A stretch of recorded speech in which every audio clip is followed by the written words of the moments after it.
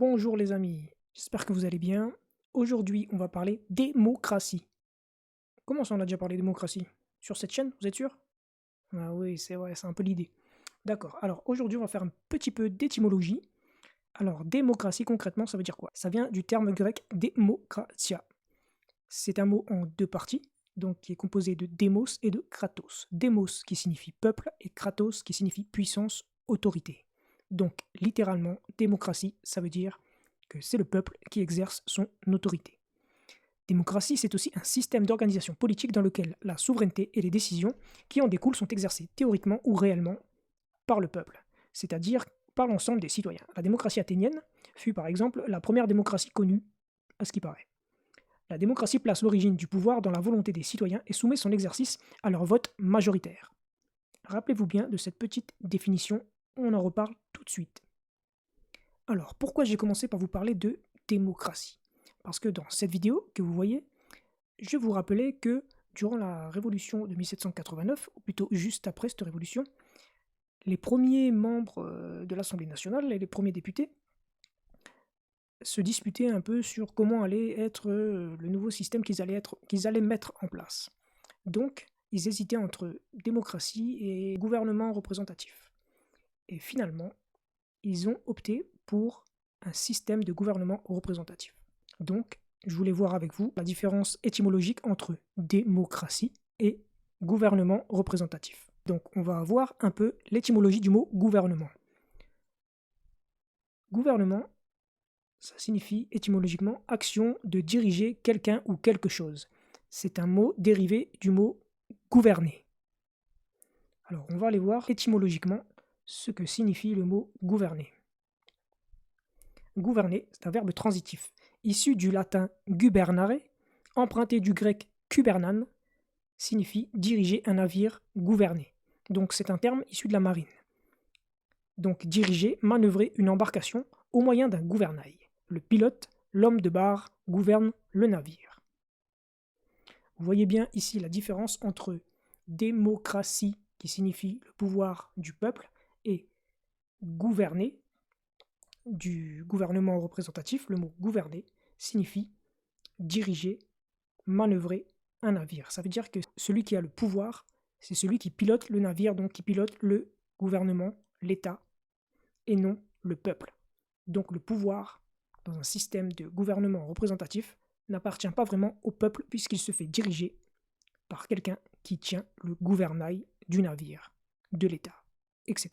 Ok, donc on va récapituler ensemble pour bien comprendre. Démocratie signifie que ce sont les citoyens qui décident d'eux-mêmes directement des lois par un vote majoritaire. Ils décident des lois à mettre en place par un vote majoritaire, ils le décident eux-mêmes. Gouvernement représentatif, les citoyens décident d'élire un représentant qui va décider de lui-même quelle loi mettre en place pour tous les citoyens du pays. Donc vous voyez que la différence est énorme entre démocratie et gouvernement représentatif. Après 200 ans de pratique de gouvernement représentatif, je pense que les gouvernements occidentaux devraient commencer à comprendre qu'il y a quelque chose qui colle pas, ça va pas bien, ça marche pas bien, quoi. Je veux dire, le monde, il va pas mieux. C'est même de pire en pire. Et ceux qui ont le pouvoir veulent de plus en plus de pouvoir, ceux qui ont de l'argent veulent de plus en plus d'argent, etc. Donc, personne n'est assez idiot pour nommer des pyromanes à des postes de pompiers. Parce que tout le monde sait que c'est le pyromane qui va allumer le feu, puis venir l'éteindre pour se donner le rôle du sauveur. J'ai mis des petites images pour illustrer. Elles sont très parlantes, ces images de pompiers pyromanes, vous trouvez pas? Et pourtant, c'est pareil avec la politique et les politiciens. Alors pourquoi sommes-nous assez idiots pour élire des hommes politiques qui créent des problèmes et qui, après, viennent se placer en sauveurs pour résoudre les problèmes qu'ils ont eux-mêmes causés? Souvent, à coup de lois liberticides qui nous privent petit à petit de nos libertés. Et ça ne date pas d'hier. Regardez ce texte, on va le lire ensemble. La meilleure façon de contrôler un peuple et de le contrôler complètement, c'est de lui retirer un petit peu de ses libertés à la fois, pour rogner ses droits par des milliers de réductions minuscules et presque imperceptibles. De cette façon, les gens ne verront pas qu'on leur retire ses droits et ses libertés, jusqu'au point où ces changements ne pourront plus être inversés. Adolf Hitler, Mein Kampf, mon combat. Les politiciens de métier agissent avec leurs concitoyens comme des enfants agissent avec leurs parents.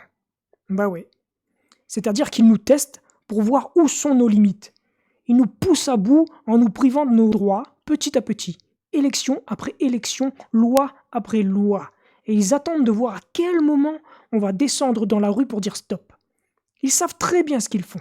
La preuve avec cette vidéo d'Édouard Philippe. Je commence sur l'idée qu'il y a une colère rentrée dans la population française qui va exploser. Et je termine mon propos après avoir présenté toute une série de choses qu'on va faire, sur l'idée que pour éviter la colère d'Achille, il faut la ruse d'Ulysse. Et que donc, face à cette colère potentielle qui va se déclencher, il faut être rusé. Je dis ça en disant que l'idée que la société française était comprimée, était angoissée, était désemparée, et que donc elle pouvait craquer, était une idée que j'avais en tête en juillet 2018. Parce que justement, je savais que le pays était dans cet état, qu'il avait à la fois besoin de réformes puissantes pour être réparé, et en même temps, si j'ose dire, qu'il était d'une très grande fragilité, qu'il pouvait exploser. Donc ça, c'est pour vous donner l'état d'esprit. On ne sait jamais quand la dernière goutte, on ne sait jamais laquelle des gouttes est la dernière. Ça, on ne sait pas. On peut le pressentir, mais on ne le sait pas. En revanche, on peut savoir si le vase est bientôt plein. Moi, je me dis, quand on fait les ordonnances travail, ça va être terrible. Parce que je me souviens de la loi travail. 2 ans avant. Manifestation monstre, tension maximale. Et on fait les ordonnances travail et ça passe. On fait la réforme de la SNCF. Et on termine le statut. On met fin au statut. Et on ouvre la concurrence, on développe la concurrence, on dit comment est-ce que ça va se passer. On s'attend à un déblocage complet. Et on ne les a pas tant que ça, il y a des grèves, mais ça passe. On dit qu'on va pouvoir entrer dans les universités, dans l'enseignement supérieur, sur le fondement d'une orientation sélective. Ça vous semble peut-être totalement... ici, ça ne doit pas vous sembler totalement scandaleux. Du reste, je vous comprends. Mais enfin, si vous avez suivi l'actualité politique des 20 ou 30 dernières années, vous savez que c'est une bombe. On le fait. Il y a des universités qui sont occupées. On les désoccupe. Et ça passe. Et donc, vous vous dites, au fond, même quand ça crispe, si, 1, on a un programme qui dit ça, et 2, on considère que c'est bon pour le pays, il faut y aller. Et donc, on y va. Et on fait la taxe carbone à un rythme beaucoup plus rapide que ce qu'elle avait été engagée, en sachant que c'est un rythme très rapide. Parce qu'on pense que augmenter l'imposition sur ceux qui brûlent et baisser l'imposition sur le fruit du travail est plutôt la bonne idée. On le fait peut-être lentement, en tout cas dans le switch, peut-être illisiblement, c'est possible. Mais c'est ça notre idée. Et on ne voit pas que ce qui est passé auparavant ne va plus passer et que la taxe carbone, et peut-être d'autres mesures, cristallisent le mécontentement et la colère que j'évoquais tout à l'heure. Après avoir vu ça, selon vous, ce sont des gens bien qui agissent comme ça? Les gens bien, quand ils veulent vous aider, ils vous aident quand vous en avez besoin. Les gens bien n'essayent pas de vous tromper en attendant que vous remarquiez que c'est une escroquerie. En disant « Pardon, c'est vrai, on a merdé, mais maintenant vous allez voir, on va tout arranger. On va tout faire bien, faites-nous confiance. » Non, non, non, non. Ça, c'est l'attitude des escrocs. Et si ces escrocs se présentent aux élections et s'ils se font élire, ce n'est pas pour aider les citoyens ou aider leur pays, mais pour profiter du système et améliorer leur vie, ainsi que le compte en banque des riches qui vont payer pour leur campagne électorale afin de les mettre au pouvoir. Dans quel but? Tout simplement dans le but que la personne élue grâce à leur argent leur renvoie l'ascenseur plus tard en faisant voter des lois qui vont avantager leurs affaires. Vous ne me croyez pas. Et pourtant, il y en a qui ont côtoyé ces gens-là et qui ont écrit des livres sur ça. Regardez un extrait vidéo. Bonjour. Bonjour Alexis. Merci d'être avec nous. Je rappelle donc Paul-Antoine Martin qui sort chez Max Milo Le Clan des Seigneurs, un roman en fait qui explique comment fonctionne la caste d'État. Et caste d'État, on va en parler ce matin. À la tête de ces établissements publics, est nommé en général un haut fonctionnaire. Mmh. Et souvent, les plus grands établissements publics se voient recevoir à leur tête un haut fonctionnaire nommé en Conseil des ministres. Donc, pour montrer à quel point donc, c'est un personnage important pour l'État et que la mission qui lui est donnée est importante. Et donc, moi, dans ce cadre-là, j'ai été pendant une douzaine d'années membre du directoire de cet établissement public. Et dans cette position, j'ai côtoyé donc, beaucoup de hauts fonctionnaires, ouais, à la fois rattachés au ministère des Transports et rattachés aussi au ministère de Bercy. Donc, pour être encore plus factuel, j'ai côtoyé des hauts fonctionnaires issus du grand corps d'État qui s'appelle le corps des ponts. Alors, le grand corps, c'est moi qui le rajoute, hein, parce que pour eux, ils sont effectivement très grands, et je pense qu'on va en parler, Alexis. Et puis aussi des énarques issus des grands corps de l'énarchie. Mmh. Voilà, donc j'ai côtoyé ces gens-là, et puis très rapidement, ne connaissant pas du tout cet univers, j'ai vu à quel point, très souvent, j'étais dans une sorte d'espace surréaliste, dans une sorte, alors on parle aussi de médiavers, Mmh. ou un espace totalement, comment dire, parallèle au monde que j'avais pu connaître pour le coup très bien dans le monde réel, c'est-à-dire le monde de l'économie, dans les deux grandes multinationales dans lesquelles j'ai œuvré. Donc voilà, et donc pendant ces années, j'ai noté tout un tas de faits que j'ai vus, que j'ai vécus, et j'en ai fait donc ce livre, au Mmh. fur et à mesure donc des années, j'en ai fait ce livre, alors qui a la forme d'un roman, Oui, mais qui n'en est pas un tout à fait, parce que tout est réel, voilà, tout Le est Clan des absolument Seigneurs, Max réel. Milo. Et ce que je dis au départ, c'est que, et je précise bien que tout est réel, parce que c'est souvent tellement grotesque que j'ai besoin de préciser que tout est réel et que ce n'est pas inventé par moi. Non, parce que c'est ce qu'on voit, en fait, c'est une impunité, totale, c'est, une noblesse, en réalité, qui a été réinventée par les grands corps, où des gens, parce qu'ils se connaissent, savent qu'ils vont avoir tous les passe-droits, ou vont faire passer toutes les lois, ou vont ne pas avoir de soucis. Et donc, derrière, vous avez ensuite, une chaîne hiérarchique qui obéit, hein, qui se met en marche, c'est le cas de le dire, pour, dérouler un tapis à des choix idéologiques qui ne sont pas forcément, démocratiques, loin de là, qui sont des choix d'argent, la plupart du Mmh. temps, hein. C'est pour favoriser, des intérêts d'investisseurs étrangers ou nationaux, de membres fondateurs, de généreux donateurs, et cetera, au mépris finalement, de la chose publique. Qu'est-ce qui fait que, la France en arrive, là?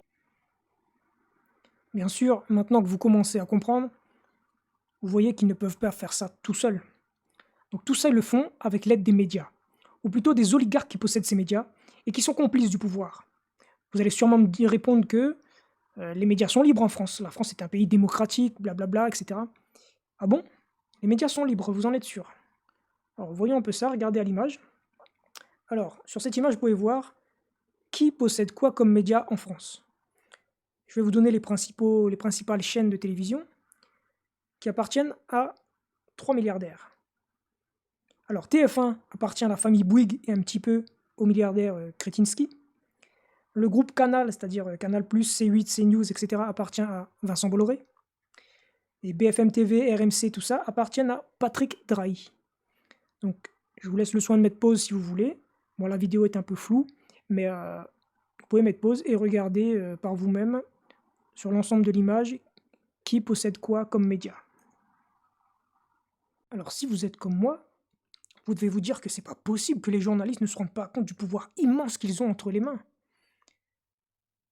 Ou alors de vous dire qu'ils sont tellement serviles et nuls à chier que même quand un scoop est servi sur un plateau, ils seraient capables de passer à côté. Ou alors c'est fait exprès quoi, ils sont vraiment bêtes, ils sont vraiment débiles. On va voir une vidéo que même quand quelqu'un avoue s'être fait soudoyer en direct, le journaliste de BFM continue son interview comme si de rien n'était, plutôt que de sauter sur le scoop. Qui vous a soudoyé? Pourquoi? Comment? On regarde ça en vidéo. Vous n'avez pas trop les réseaux sociaux, mais vous avez dû entendre parler sur Twitter. Certains partagent une image de vous. Vous étiez à côté du ministre de la Transition écologique et vous lui transmettez un petit papier. Et tout le monde fantasme un peu sur ce qui est écrit sur ce papier. Est-ce que vous pourriez rétablir la vérité et nous dire ce qui était écrit et quel message vous avez fait passer au ministre hier? Je vais le dire tout simplement. Contrairement à ce que pensent les gens, c'est pas mon RIB. Parce que j'espère que vous me trouvez pas assez con pour croire que je suis capable de donner mon RIB en direct, parce que mon RIB, je ne l'ai pas donné. Et avant d'attaquer ce mouvement, j'ai refusé un poste contre mon silence. Je pense que plus ça va, plus vous commencez à comprendre pourquoi ce sont toujours les mêmes types de candidats issus des mêmes grands partis politiques qui sont favorisés par les médias, qui vont les mettre en avant au détriment des petits candidats qui n'ont ni argent, ni couverture médiatique, ni parrainage par exemple pour les présidentielles, etc. etc. Philippe Poutou explique très bien tout ça dans son livre « Un petit candidat face aux grands médias », dans lequel il explique qu'on ne lui donne pas assez la parole, et qu'on lui donne la parole exclusivement quand il se présente à la présidentielle parce que les médias n'ont pas le choix. Donc si vous comparez avec Éric Zemmour, par exemple, les deux ont été candidats à la présidentielle 2022. Les deux n'ont pas de député à l'Assemblée nationale, et pourtant, l'un est invité sur les plateaux TV avec Marion Maréchal Le Pen qui l'a rejoint, et l'autre pas du tout. Sauf pendant les élections, parce qu'ils sont obligés de donner la parole à tous les candidats. Alors on arrive à la conclusion de cette vidéo. Alors je suis pas votre daron, mais pour le coup, Il va falloir arrêter de vous faire avoir par les politiciens de métier, arrêter de voter bêtement pour des candidats escrocs que les médias vous offrent sur un plateau, car rien n'est gratuit dans ce monde. Donc méfiez-vous quand on vous propose gratuitement de voter pour un sauveur, un homme providentiel qui a tout pour lui. Vous savez bien que quand c'est trop beau pour être vrai, c'est qu'il y a un loup, c'est qu'il y a une couille dans le pâté comme on dit, car nous ne sommes pas en démocratie mais dans un gouvernement représentatif. Bon, on arrête là pour cette vidéo. N'oubliez pas de liker, de vous abonner, de commenter et surtout de partager la vidéo. Ciao ciao les amis, on se retrouve pour une prochaine vidéo qui parlera un peu des Européennes 2024. Bisous.